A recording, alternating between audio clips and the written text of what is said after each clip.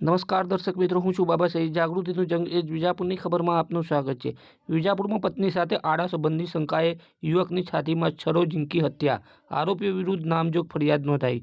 સમાચાર વિગતવાર જાણીએ તો મહેસાણા જિલ્લાના વિજાપુરમાં ગઈકાલે શુક્રવારે 19 જૂન 2026ના રોજ રાત્રે પાણીની ટાંકી બગીચા પાસે આડા સંબંધની શંકાએ 22 વર્ષીય યુવકને છાતીમાં તીક્ષ્ણ હથિયારના ઘા ઝીંકી રહેસી નાખવાની ચકચારી ઘટના સામે આવી છે. બનાવમાં યુવકના શેઠને પર જાનથી મારી નાખવાના ઈરાદે માથામાં ધોકો, કાન ઉપર છરો અને પથ્થર મારી ગંભીર ઈજા પહોંચાડવામાં આવી છે. મૃતકના પિતા કાનાભાઈ રામાભાઈ સલાટ, ઉંમર વર્ષ 55, રહે રેલવે ફાટકની પાસે છાપરામાં. વિજાપુર વાળાએ આજે શનિવારે 20 જૂન 2026ના રોજ સવારે 8:45 વાગે વિજાપુર પોલીસ મથકે ફરિયાદ નોંધાવતો સમગ્ર મામલો બહાર આવ્યો છે. ફરિયાદ નોંધાયા મુજબ ગઈકાલે શુક્રવારે રાત્રે 8:30 થી 9 વાગ્યાના અરસામાં ફરિયાદીનો દીકરો અમિત કાનાભાઈ સલાટ તથા તેનો શેઠ નિકુલ ઉર્ફે ગબ્બર મહેશભાઈ, રહે રત્નદીપ સોસાયટી વિજાપુર વાળા, કામ ઉપરથી એક્ટિવા લઈને વિજાપુર વિસનગર રોડ ઉપરથી મણિપુરા રોડ તરફ જતા હતા. પાણીની ટાંકી બગીચા પાસે આરોપી ચેતન, તેનો ભાઈ રાહુલ અને સિદ્ધરાજ ત્રણેય રહે વિજાપુર વાળા મોટરસાયકલ લઈને સામેથી આવ્યા અને એક્ટિવા ઊભો રખાવ્યો હતો. આરોપી ચેતને કમરના ભાગેથી છરો કાઢ્યો હતો. સિદ્ધરાજના હાથમાં ધોકો તથા રાહુલના હાથમાં લોખંડની પાઇપ હતી. ચેતને અમિતને કહ્યું હતું કે કેમ મારી પત્ની સાથે આડા સંબંધો રાખે છે, તેમજ સિદ્ધરાજે પણ કહ્યું હતું કે કેમ મારી બહેન સાથે આડા સંબંધો રાખે છે, તેમ કહી ત્રણેય જણાએ બીભત્સ ગાળો બોલી ઝઘડો શરૂ કર્યો હતો. અમિત ગભરાઈને એક્ટિવા ઉપરથી ઉતરી મણિપુરા ગામ તરફ દોડ્યો હતો, જેથી ચેતન તથા રાહુલ હથિયાર લઈને તેની પાછળ દોડ્યા હતા. સિદ્ધરાજ નિકુલ પાસે ઊભો રહ્યો હતો.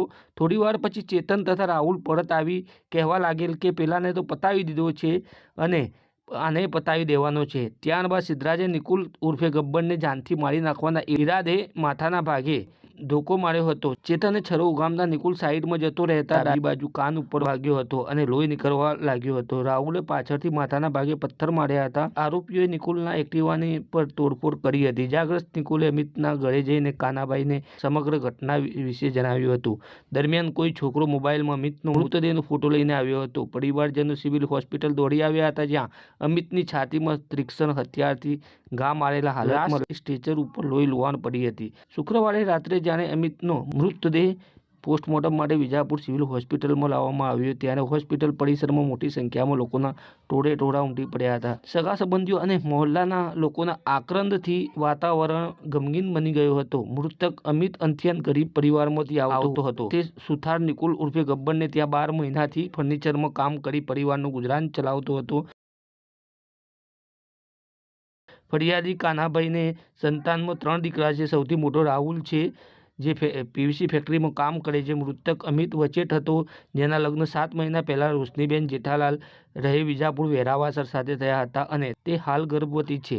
સૌથી નાનો દીકરો પૂનમ મહાકાળી ગ્રેનાઇટમાં નોકરી કરે છે અને કુવાણો છે. ઘરના એકના એક કમાઉ દીકરાની હત્યાથી પરિવાર પર જ્યારે આપ તૂટી પડ્યો હોય તેવી પરિસ્થિતિનું નિર્માણ થયું છે. આજે શનિવારે 21 જૂન 2026ના રોજ બપોરે 3 વાગ્યે જ્યારે રેલવે ફાટક પાસેના છાપરામાંથી અમિતની અંતિમ યાત્રા નીકળી, ત્યારે આખું વિજાપુર હિબકે ચડ્યો હતો. ગરીબ પરિવારના જુવાન જોત દીકરાની અર્થી ઉઠતા જ માતા અંજુબેન, પત્ની રોશનીબેન અને પરિવારજનોના હૈયાફાટ રુદનથી વાતાવરણ ભારે થઈ ગયું હતું. સ્મશાન યાત્રામાં મોટી સંખ્યામાં લોકો જોડાયા હતા.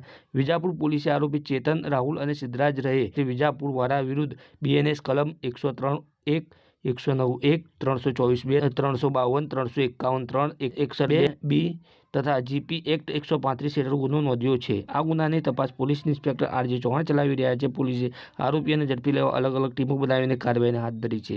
હવે સમાચાર અપડેટ લઈને ફરીથી મળતા રહીશું. ત્યાં સુધી આપણી ચેનલ વિજાપુરની ખબરને લાઈક કરો, સબસ્ક્રાઇબ કરો, કોમેન્ટ કરો અને સમાચાર વધુમાં વધુ શેર કરો. બરાબર. શું બન્યું છે?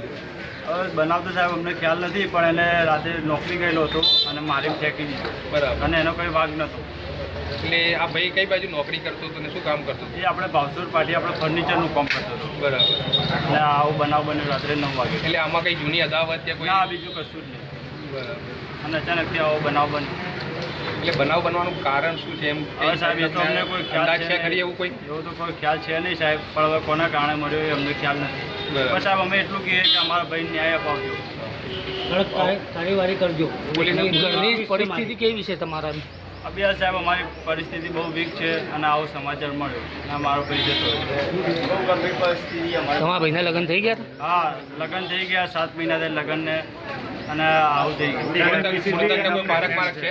ના બાળક નથી, ભાઈ પ્રેગ્નેન્ટ છે 7 મહિના અને આ ભાઈ મરી ગયો. હવે સરકારી તંત્ર જોડે શું આશા રાખો છો? સરકારી તંત્ર જોડે એમ આશા રાખીએ કે ભાઈ અમારા ભાઈને ન્યાય અપાવજો અને કાયદેસરની કાર્યવાહી કરજો. અને જે બાળક છે તેમને ન્યાય અપાવજો ને વિનંતી છે કે કડકમાં કડક સજા એમને પડવી જોઈએ સાહેબ. જે કારણ કે દુનિયા જોઈ નથી એમને, તે બાળકને આજે જે એમના પિતાને મારી નાખ્યો છે તેમના ઉપર પૂરી કાર્યવાહી કરજો એ અમારી અપીલ છે સાહેબ. સરકારને અપીલ છે કે બસ કડકમાં કડક સજા પડવી જોઈએ એમને, બસ બીજું કોઈ નથી જોઈતું. કે અમારા ભાઈને જે મારી નાખ્યો છે, જે અજાણ્યા શખ્સોએ જે મારી નાખ્યા છે તેમના ઉપર પૂરી કાર્યવાહી કરજો સાહેબ, એ વિનંતી છે. ઉંમર કેટલી હતી મૃતકની? જે 22 વર્ષની ઉંમર હતી. ઘરનો મોભી એક જ હતો કમાવાવાળો. હા, ને કમાવામાં એક જ હેરાયા હતા. 2 છોકરા છે, હજી કમાવા જાય ના જાય, પણ એમના ઉપર પૂરી કાર્યવાહી કરજો એ પ્રાર્થના છે આપણી સાહેબ.